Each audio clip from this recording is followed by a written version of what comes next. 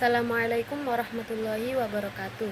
Perkenalkan, nama saya Naila Rahma. Saya dari Prodi Manajemen Pendidikan Fakultas Tarbiyah dan Keguruan UIN Sunan Ampel, Surabaya. Saya di sini akan mempresentasikan beberapa PPT untuk memenuhi kebutuhan UAS saya di bidang studi hadis. Saya di sini akan membawakan PPT yang berjudul Fenomena Inkar Sunnah. Fenomena inkar sunnah merupakan salah satu isu penting dalam kajian keislaman kontemporer. Istilah ikrar sunnah merujuk pada sikap sebagai kelompok yang menolak orientasi dan keabsahan sunnah Nabi Muhammad SAW sebagai sumber ajaran Islam setelah Al-Quran. Mereka berpendapat bahwa cukup berpegang pada Al-Quran saja tanpa perlu menjadikan hadis atau sunnah sebagai pedoman hukum dan kehidupan. Pandangan ini muncul akibat keterbatasan pemahaman terhadap fungsi sunnah serta pengaruh pemikiran modern yang menekankan rasionalisme dan kebebasan berpikir secara ekstrim. Tujuan dari PPT ini yakni menanamkan kesadaran akan pentingnya sunnah sebagai sumber hukum Islam kedua setelah Al-Quran, yang berfungsi menjelaskan, menafsirkan, dan melengkapi ajaran Al-Quran. Ada lagi yakni menjelaskan asal-usul dan latar belakang munculnya fenomena inkar sunnah, baik dari segi sejarah, sosial, maupun intelektual.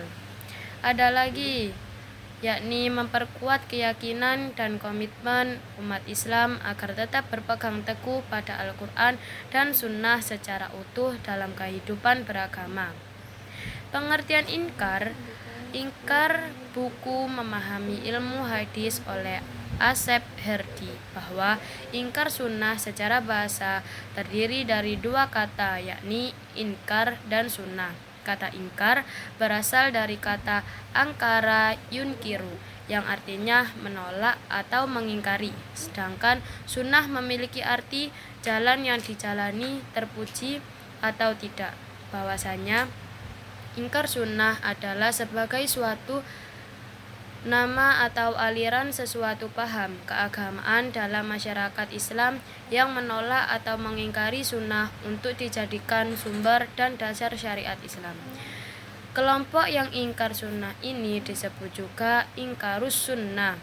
Mereka menamai dirinya sebagai golongan Qur'ani karena hanya Al-Quran saja yang mereka yakini, karena dengan alasan bahwa tugas Rasul hanya menyampaikan, bukan memberi perincian. Secara ingkar sunnah, seperti halnya sunnah menjadi dasar kedua setelah Al-Quran dalam menjalankan syariat Islam sejak zaman Nabi Muhammad SAW, masa Khulafaur Rasyidin, Bani Umayyah, dan hingga sekarang. Seperti halnya lagi pada masa Bani Umayyah, tidak terlihat ada orang-orang yang menolak sunnah. Akan tetapi pada awal masa Abbasiyah muncul kelompok kecil yang menolak sunnah. Mereka dikenal sebagai golongan dengan paham ingkar sunnah atau munkir sunnah. Ada halnya lagi setelah masa Imam Syafi'i, kelompok ingkar sunnah telah menyebar ke beberapa tempat, walaupun mereka tidak menampakkan dirinya secara jelas. Keberadaan mereka terdapat di Mesir, Malaysia, Indonesia, dan sebagainya. Kelompok ingkar sunnah seperti ingkar sunnah mutlak, kelompok yang menolak sunnah sebagai sumber hukum, baik sunnah praktis maupun mutawatiroh. Pengingkar sunnah ini tidak mengimani Nabi Muhammad SAW dan dilatar belakangi oleh kemurtatan. Seperti halnya ingkar sunnah kulli dan ingkar sunnah syib kulli dan ingkar sunnah juz'i. Ingkar sunnah kulli, mereka yang menolak keujahan sistem periwayatan sunnah yang terjadi setelah masa Rasulullah secara mutawatir dan ahad. Orang yang ingkar sunnah kulli menolak pengamalan seluruh sunnah dan diriwayatkan. Seluruh sunnah yang diriwayatkan. Seperti hanya lagi sunnah, ingkar sunnah syidkulli.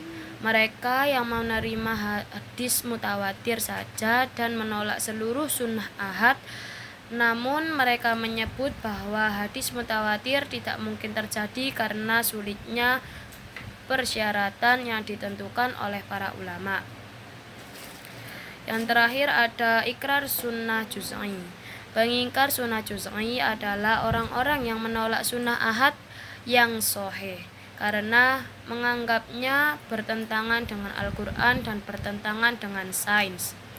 Tanggapan para ulama seperti dari Rasyad Khalifah, Taufik Sidki, Gulaman Ahmad, dan lainnya.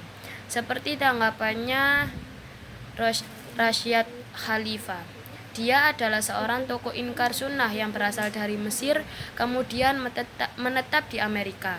Dia hanya mengakui Al-Quran sebagai satu-satunya sumber ajaran Islam yang berakibat pada penolakannya terhadap hadis Nabi Muhammad.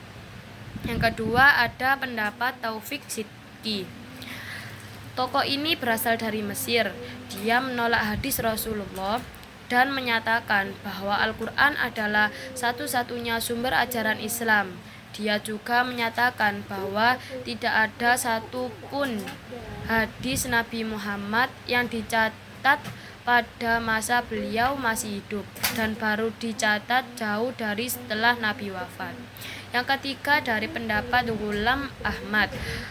Parwes tokoh ini berasal dari India dan juga pengikut setia Taufik Sidki, bahwa sebagaimana pelaksanaan sholat tersebut kepada para pemimpin umat untuk menentukannya secara musyawarah sesuai dengan tuntunan dan situasi masyarakat. Kesimpulannya adalah ingkar sunnah banyak ditemukan di Mesir. Gerakan ini dilakukan secara individual. Di Indonesia sangat minim referensi tentang kelompok ingkar sunnah yang bisa ditemukan. Syuhudi Ismail hanya menyebut tokoh Muhammad Irsyam Sutrata sebagai tokoh gerakan ingkar sunnah di Indonesia. Gerakan ini sangat bertentangan dengan umat Islam di tanah air yang mayoritas berpaham Ahlus Sunnah wal Jamaah seperti Nahdlatul Ulama, Muhammadiyah, Persis, Al-Irsyad, dan Al-Khairat maupun organisasi-organisasi kemasyarakatan Islam lainnya. Gerakan ingkar sunnah di Indonesia mulai muncul terang-terangan pada awal 1980-an, dipimpin oleh tokoh seperti Haji Abdurrahman, seperti lagi Haji Sanwani di Pasar Rumput, serta tokoh penerbit Lukman Saat, Ir Muhammad Irsyam Sutarto, dan Marinus Taka dari Depok. Mereka membentuk kelompok yang dikenal dengan kelompok Qur'ani atau pengikut Al-Quran yang menolak hadis dan sunnah sebagai sumber hukum Islam. Terima kasih.